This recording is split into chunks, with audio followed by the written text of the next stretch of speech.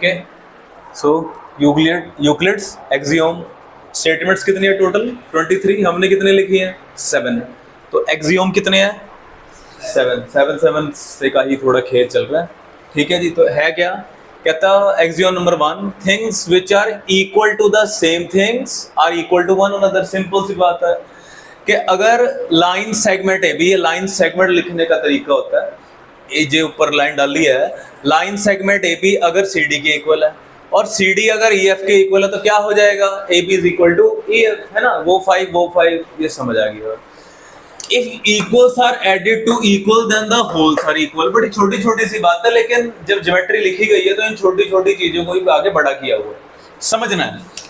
तो measure of angle A B C is equal to measure of angle D F. मान लो ये 30 तो ये भी 30 होना पड़ेगा। दोनों तरफ आपने मान लो 10 डिग्री ऐड कर दिया, एक्स वाई जेड ऐड कर दिया, तब भी दोनों इक्वल होंगे। अगर 30 इज इक्वल टू 30 है और 10 ऐड कर दिया तब क्या हो जाएगा, 40 इज इक्वल टू 40, ठीक है। तीसरा कहता है, ये एडिशन की बात हुई, यहां सब्ट्रैक्शन की बात हो गई कि if equals are subtracted from the equal. शर्त ये है कि वो पहले से ही इक्वल होने चाहिए, ये शर्त है। कुछ इस तरह का अरेंजमेंट, को x और y इस तरह की वैल्यूज कि 4x इक्वल टू 5y है, दोनों तरफ 2 सब्ट्रैक्ट कर दो तब भी ये इक्वल रहेंगे, बीच में इक्वालिटी का साइन रहेगा, याद रखना। फोर्थ कहता है, things which coincide with one another are equal to one another. Coincide का मतलब क्या होता है, एक के ऊपर एक, ठीक है। अब इसका बेस्ट एग्जांपल तो हमारे हाथ ही है, ये दोनों एक दूसरे को ओवरलैप करते हैं, ठीक है जी। दूसरा पीछे वाला हाथ नहीं दिख रहा है तो ये कोइंसाइड है, क्योंकि आपस में इक्वल है। इक्वल है तो कोइंसाइड है, कोइंसाइड है तभी तो इक्वल है, जिस तरह से भी कह दो, ठीक है। कोइंसाइड का मीनिंग समझ आ गया, ओवरलैप, एक दूसरे के ऊपर, exactly. The whole is greater than the part, इसका मीनिंग क्या है, सर्कल ले लेते हैं, एक छोटा सा सर्कल ले लिया मैंने, इसके 4 पार्ट कर दिए। अब भाई जो ये वाला पार्ट है ये तो छोटा ही है ना, कहता जो ये वाला पार्ट है ये उससे क्या होगा, बड़ा होगा। द होल, बड़ा, is greater then the part, पता ही है, छोटा ही होगा ना, वो बड़ा ही होगा। 6 कहता है, things which are double of the same thing are equal to one another.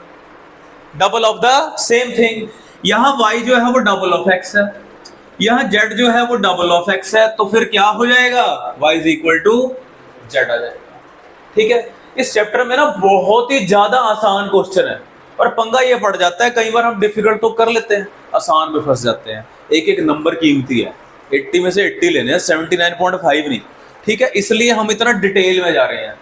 बहुत इजी आएगा, कौन से किस तरह के क्वेश्चन आएंगे वो भी बता दूंगा, पर हमें समझना है, बड़ी छोटी छोटी सी आम सी बातें हैं ये, याद रखना। लेकिन ठीक है, कभी एडिशन की बात हुई, कभी सब्ट्रैक्शन की, कभी कोइंसाइड ग्रेटर, कभी डबल कह दिया, कभी हाफ कह दिया कि यहाँ y डबल है 2x का, z डबल है 2x का, तो y और z आपस में इक्वल। यहाँ y हाफ है x का, यहाँ z हाफ है, यहाँ हाफ आना था, सॉरी, यहाँ हाफ आएगा, x y 2 कर लो इसको, ठीक है जी, वो उस तरह से, then y is equal to z हो गया। ये है यूक्लिड्स के 7 एक्सियोम, और भी बहुत सारे होंगे हमें पता नहीं, पर हमारी जो बुक में लिखा है वो 7 एक्सियोम्स ही हैं। बाय हार्ट इनको लर्न करना पड़ेगा। मैथ्स का सिर्फ एक चैप्टर है, और मैथ्स सिर्फ 2 चीजें होती हैं लर्न करने वाली। चलो, एक तो ये कुछ थ्योरी, कुछ इंपॉर्टेंट रिजल्ट्स, और क्या होता है फॉर्मूले। एक तरह से लगा लो कि ज्योमेट्री के ये फॉर्मूले हैं।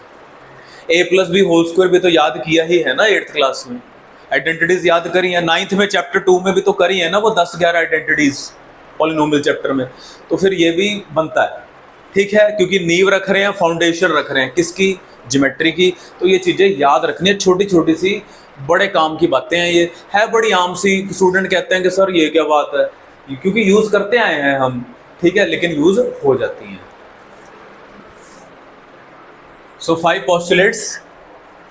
नंबर 1 कहता है, a straight line may be drawn from any one point to any other point. सीधी सी बात है, कहीं से भी उठा के कहीं भी ले जाओ, किसी भी एक पॉइंट से ले जाओ, सीधी सी बात।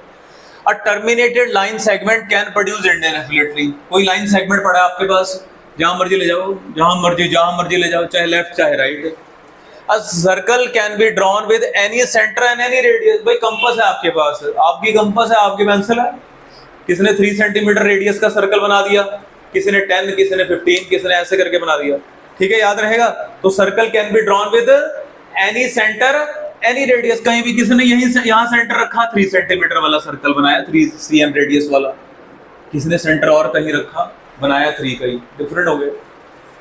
All right angles are equal to 1, और भाई राइट है तो राइट है, पहले वाला भी राइट एंगल है, दूसरे वाला भी राइट एंगल है, तो equal to 1। Now the most important irrespective of the school, ये सीधा क्वेश्चन 3 नंबर का आ सकता है क्या, राइट 5th पोस्टुलेट, सीधा, कितने सालों से मैं देख रहा हूं, राइट एक्सप्लेन 5th पोस्टुलेट।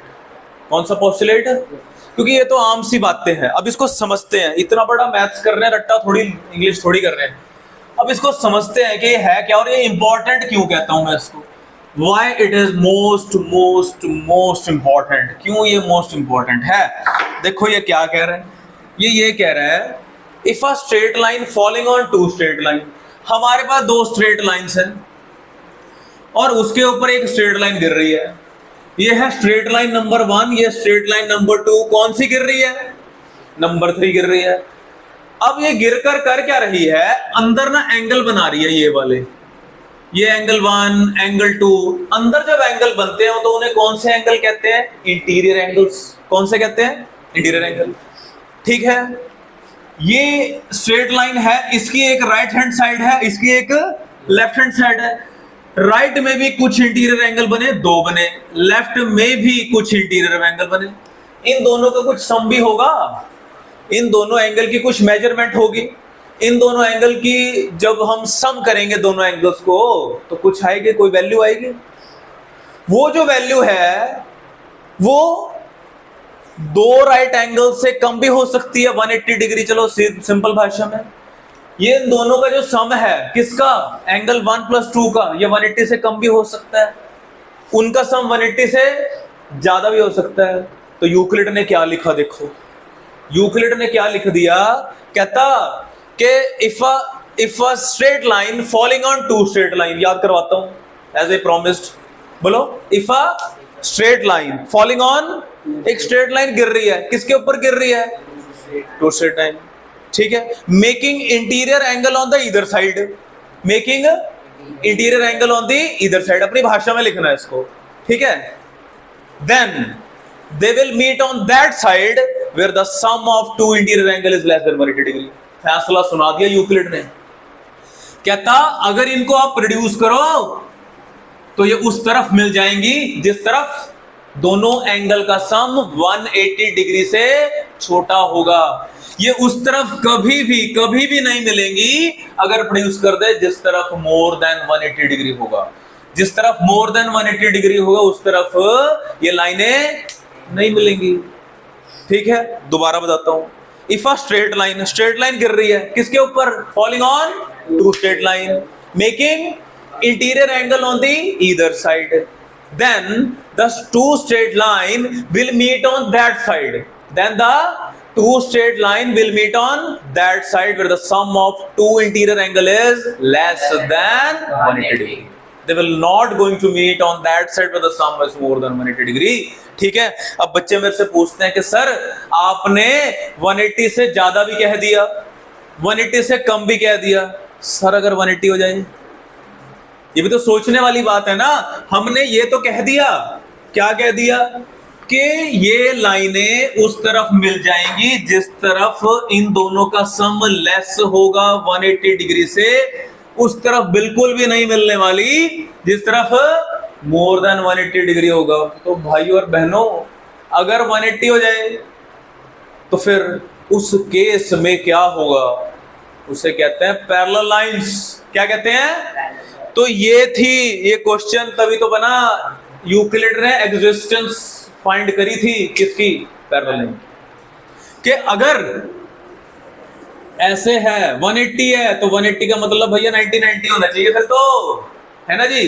तो उस केस में इन लाइंस को हम क्या कहेंगे, पैरेलल लाइंस कहेंगे। That's the existence of parallel line. Actually Euclid fifth postulate is about the existence